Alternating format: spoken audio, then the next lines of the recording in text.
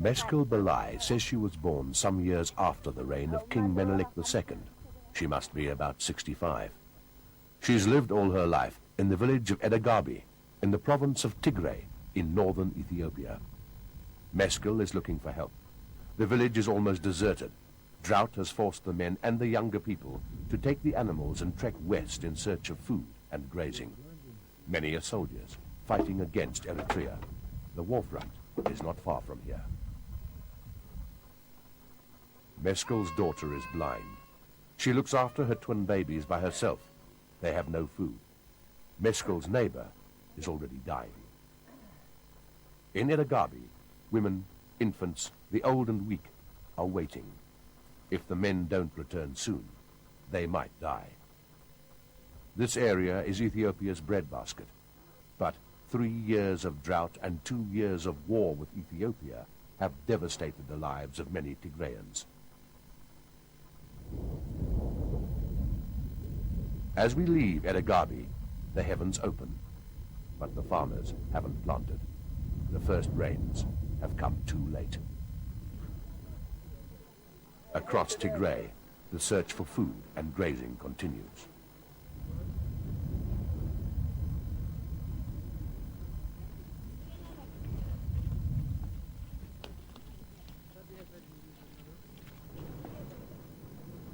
Not far from the village of Edagabi is Axum. Granite obelisks over 1,000 years old guard Ethiopia's most ancient and holy city. Pilgrims flock to the church of St. Mary of Zion to witness one of the most sacred events on the Ethiopian calendar.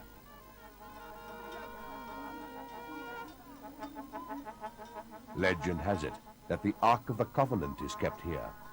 The Ark contains the tablets of law God gave to Moses. Twice a year, the guardian of St. Mary's takes the Ark out of its vault. Covered in cloth, it's paraded through the streets of Axum. No living person has ever seen it, or opened the cloth. But the Ethiopians believe the Ark is real, and that it still has magic, even deadly power. That is why today is a day of prayer.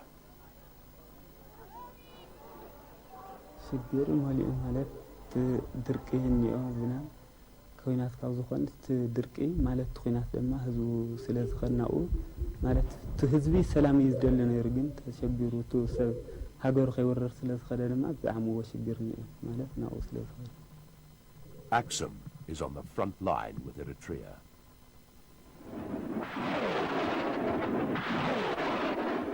For 2 years, Eritrea and Ethiopia have been fighting the world's biggest and deadliest war.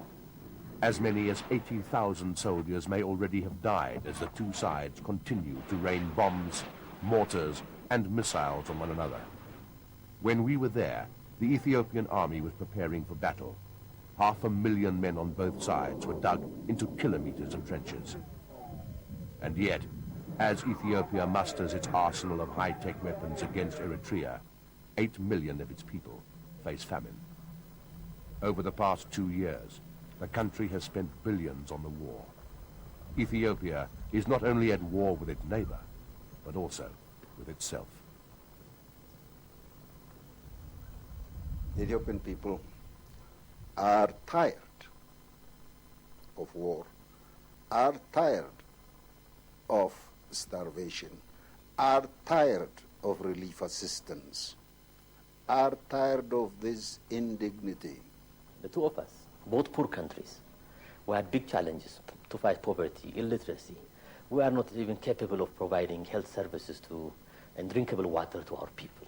My goodness, as if war is a luxury, you know. For a poor country like Ethiopia, which is the poorest country in the world, why on earth should we spend so much money on armaments? Do we have to fight? Do we have to sacrifice hundreds and thousands of people, once again, young people especially? Do we? Our journey to uncover the extent of famine and the effects of the war in Ethiopia takes us to the capital, Addis Ababa, a city steeped in history.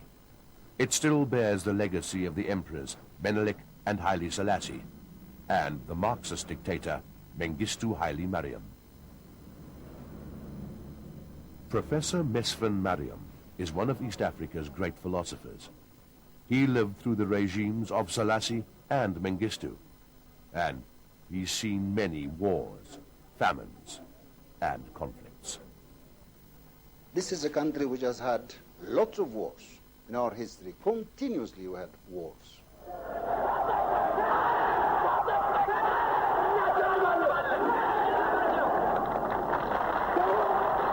Only 9 years ago, Ethiopians managed to rid themselves of one of Africa's most notorious dictators, Colonel Mengistu Haile Mariam.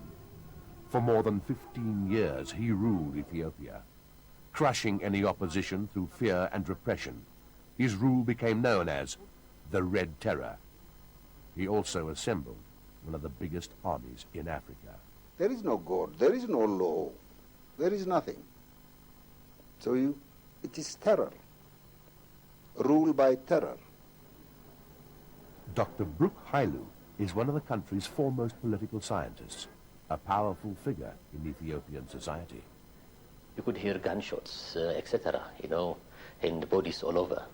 So it's really a pity. We lost the whole generation of intellectuals, young people who had qualities of statesmanship in Ethiopia, really.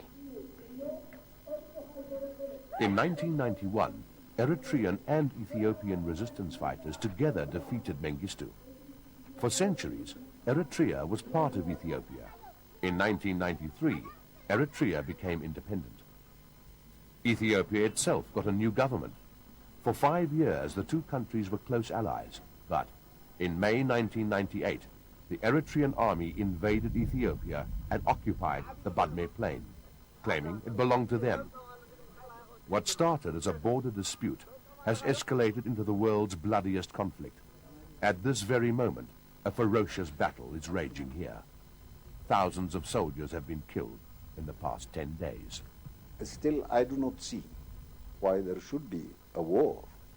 We live in a world where there are some possibilities for international intervention. Nobody could thought that war could come from Eritrea, maybe from other neighboring countries, yes, but not from Eritrea.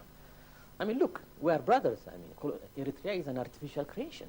It took me many, many days to believe that my friends had actually betrayed us, that we were occupied, our land was occupied by Eritreans. The war makes no sense. Two nations, until recently friends and allies, are now bitter enemies, shedding blood over a piece of land. They speak the same language and share the same religion and culture. It is really shameful, not only for this generation, but for the coming generation. It will be very shameful that the two sisters, the brothers, are killing because of the snatch of peace land. For me, it's very tragic. Our social problems are very big, like mountains. In 1887, Emperor Menelik II built a new Ethiopian capital. He called it the New Flower, Addis Ababa. But the Addis of today carries little resemblance to the 19th century city of palaces and temples. The destitute and jobless flock to the capital. The Ethiopian nation of 60 million is one of the poorest on earth. Even without moving in Addis, you know where famine has started. If you go down Churchill Road and out here, you will see many Tigray women, mostly women, with small children. They have come all the way from Tigray, here, running away from famine. Sometimes I am crying. Sometimes, I cannot move because it was not a scene of Addis in the old days. We are a people now within the last 20 years or so who have lost our pride. We lost everything. We lost our common sense. We lost our understanding. We lost our culture. We lost our spiritual power. Several rounds of peace talks between Ethiopia and Eritrea have broken down. Eritrea refuses to leave the Ethiopian land it occupies. Ethiopia says it won't agree to a ceasefire unless Eritrea withdraws. If they come back to their senses and say, well, okay, this didn't work, let's just evacuate the area, fine. But if they don't, they'll just have to pay the consequences. The very fact that we are poor or empty-handed, the very fact that we are faced with famine does not mean that we must concede or totally, turn around and not fighting for our sovereignty rights. If they refuse to leave our land, then we'll do it by force. There's no other way. It's very sad. We could have built thousands more, hundreds of clinics, roads, thousands of kilometers, but we are using it for destructive purposes. That's the saddest part of it. On the 12th of May, an Ethiopian army of at least 100,000 men attacked the Eritreans in their trenches along Badme and other war fronts. It's the bloodiest battle in the 2-year-long war between the two countries. Ethiopia has already pushed deep into Eritrea. Ethiopia attacked shortly after the latest rounds of peace talks broke down. For the past 2 years, both Eritrea and Ethiopia have acquired some of the most sophisticated weapons available. Analysts talk of an arms race between two of the poorest countries in the world. Patrick Giles is one of the foremost experts on the Horn of Africa. He's written extensively on the subject. Neither country can really afford this kind of expenditure. It's something that they shouldn't be doing. It's out of control in the sense that it's an unnecessary war. And they have been investing on these modern war machinery, helicopters, jets, tanks, and so on. Both sides are acquiring tanks, acquiring armoured cars, and when one side acquires an extra load of tanks, then the other hears about it fairly quickly and puts it in order somewhere else. It's really amazing how the leadership can justify this kind of expenditure. But at the same time, we go around the world begging for food, begging for this or that development assistance. The biggest items have been the aircraft. They've been buying high-tech stuff, new tech stuff there. The Ethiopians acquired 8 Sukhoi 27s in December 1998. The Eritreans acquired 8 MiG-29s at the same time. The republics of the former Soviet Union have become valuable markets for Ethiopian and Eritrean arms buyers. They have a surplus of arms that are relatively cheap. Russia is known to have sold to both countries. The packages for the MiG-29s and the Sukhoi 27s, which were both acquired in December 1998, has been largely put at about 120 to 140, $50 million per side. Ethiopia has also acquired attack helicopters from former East Bloc countries and bought 100 tanks from Bulgaria. According to analysts, it might have spent about 400 million American dollars, or approximately 3,000 million rand on the war effort in the last year alone. One of the things that's interesting in this context is that both sides have had to pay cash up front. Nobody's been doing this on a long-term basis. I think it will destroy both societies. Destroy in the sense that already people are feeling the effects of the war. Eritrea certainly is hurting very badly economically, far more so than it admits, and the same certainly applies to Ethiopia, but Ethiopia is bigger. There may be about 400 to 500,000 soldiers on the Ethiopian side along the conflict area. Ethiopia has been severely criticized for recruiting so-called peasants into the army, especially at the start of the war. They recruited peasants, trained them for short periods of time, and then ran to the conflict area and drove them in en masse. This Eritrean army video shows Ethiopian soldiers advancing on the Eritrean trenches at Chorona in March last year. Eritrea says it killed thousands of Ethiopians. 2 weeks before this battle, Ethiopians had driven the Eritreans back. Neither side releases any casualty figures. How many of your soldiers have died in this war? I am sorry, but I cannot disclose numbers to you right now. How many of your soldiers have died in this war? Very few, comparative to the losses of the other side. They have suffered heavy casualties. because they are the ones, you know, who have had more soldiers at Badme than we did. Our losses have always been minimal. Yes, figures have been coming out and people have been speculating, but they have been wrong all the time. People are suggesting that something like 35,000 have been lost on each side, so a total of, say, 70,000. Wounded will be as more, if not more, again. That figure is now much higher. Pictures released by the Ethiopian authorities indicate that the Eritreans were humiliated in the latest offensive. Many more have died in the past 10 days. We have an army sitting on our territory. What choice do you have? It could be resolved by peaceful means. There is no reason why we should sacrifice people in a senseless conflict like this one. It's senseless and mad that he did that, but it's not senseless and mad that we're defending ourselves. Madness is a symptom of aggressors. Greed, which makes any battle senseless. The Ethiopian government claims that the war and the famine are not related. Is it true? And what is the effect of the war on the lives of ordinary Ethiopians? To see the effects of the war, we headed for the province of Tigray, in the northeast of the country. This is the front line with Eritrea. It's a land steeped in history and legends, the cradle of religion in Ethiopia. It's famous for its rock-hewn churches. Caravans of camels carry blocks of salt from the Danakil Desert in the east to the salt markets in the west. In Tigray, we met up again with Netzanet Asfar, a member of parliament of the ruling Ethiopian People's Revolutionary Democratic Front. We're sitting at a place called the Temple of the Moon. This is a structure which is believed to have been a temple around 1200 BC.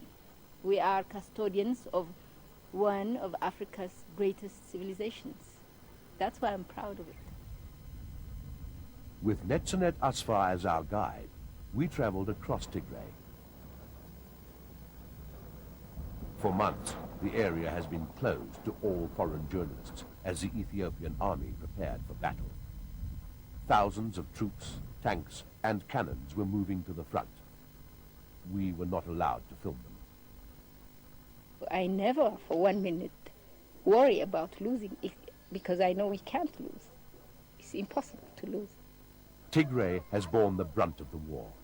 Many towns, factories, and military installations have been attacked and bombed. In June last year, an Eritrean cluster bomb hit a school in the Tigrayan capital of Mekelle. More than 50 children and adults were killed. The whole of Ethiopia rose up in arms and said, we're going. The Eritrean miscalculation was very, very obvious in this. They thought that if you hit Tigray, the whole of Ethiopia will crumble. A hill not far from the Badme front. A song for Eritrean President Isaias Afwerki. Isaias, you're a thief. The vultures are picking your bones, they sing.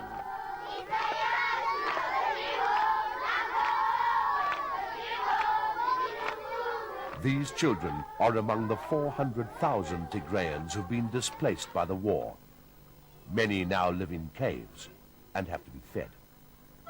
13 babies were born on this side in a cave. Many more were born on the way while the women were running from the Eritrean soldiers. 58 schools have been closed in only one area. All the clinics have been destroyed. All the churches and their treasures have been taken away. Imagine, we're talking about churches in Ethiopia and their treasures, and they've all been looted. Recently, the situation in Tigray has gotten worse. Eritreans have fled the war and come to Ethiopia. In the past few months, many arrived as Eritrea prepared for the big battle. Tekli Aradom is 71 years old. He says he was called up for duty. They took all my children, and then they said that I also have to participate. I thought this was too much. I can't help them. 54-year-old Godar Gebreyesus and his sons arrived in Ethiopia a year ago. I was already recruited a year before last to be a soldier. So I decided that I have to save my life. Another son. What the hadith? Ah, okay, he was with the cattle. He's just coming. That's why he's giving him a kiss. Just after he had left, Goder's wife discovered that she was pregnant. She had arrived with her youngest in Ethiopia only 4 days before we met her. Yeah, I gave him the name Hagos, which means joy. So you can imagine what I feel. So he's a very proud father.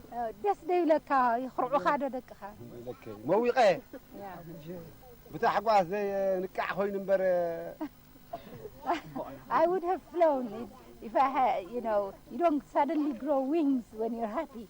Had it been so, I would have been floating, he said, when I saw my family together again. Hundreds of Eritrean army deserters and young recruits have recently arrived in Ethiopia. His name is Abrahalle. He's 17. I was a soldier of the Eritrean army. We were 4 in the family, and they took 3 of them, and they never came back, and I was the only one left. So I just came to save my life. They have made homes empty. 4 of my brothers are already in the trenches. I was the 5th. I have saved myself. Tigray is hundreds of kilometers away from the famine-stricken south and southeast Ethiopia. And while the world's attention has been focused on those areas, another famine is developing in Tigray itself. It seems to me that the small rains have failed anyway. The big rains are supposed to come in June. If they don't, this famine that's starting will be very intense. The proportion of able-bodied peasants has decreased significantly. The war has meant that people couldn't produce food. Who finances all of this? Ethiopian peasants and the Ethiopian people incessantly.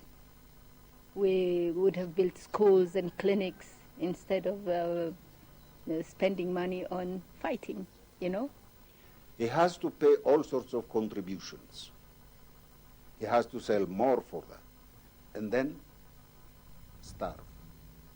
130,000 people live in the Edagarbi region in central Tigray.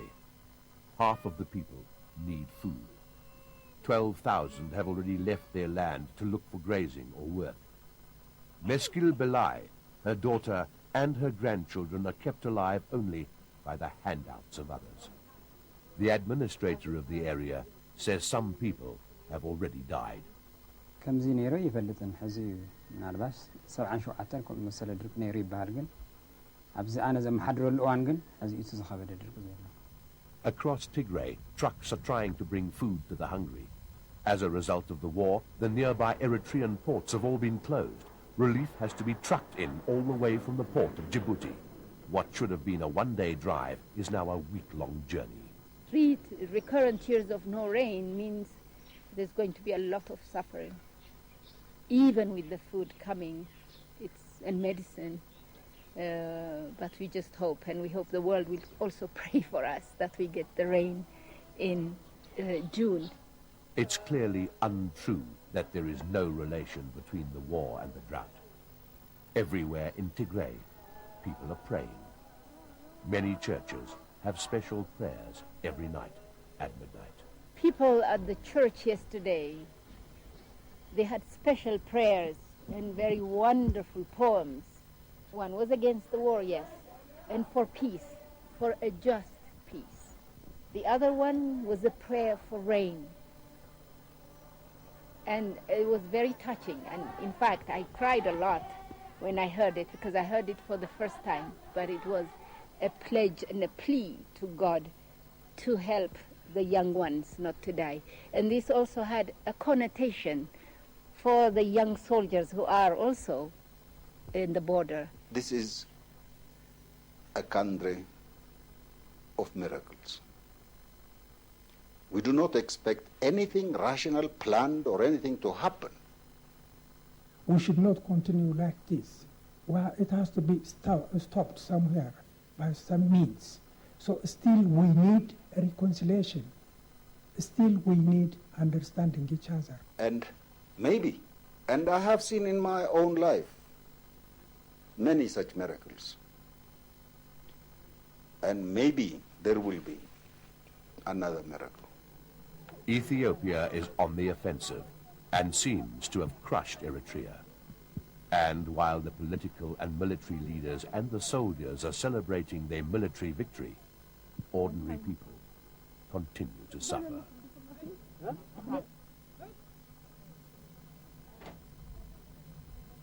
Oh.